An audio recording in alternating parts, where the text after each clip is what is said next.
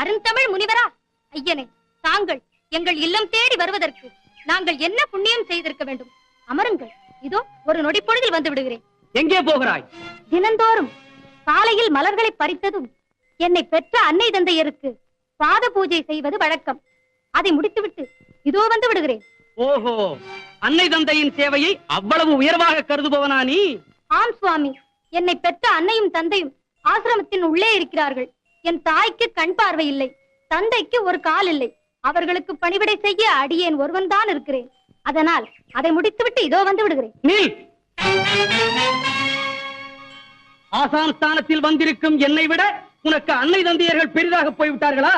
ஐயனே, மாதா பிதா பிறகுதானே குரு தெய்வம் என்று உங்களை போன்ற மகான்களே சொல்லி இருக்கிறார்கள்.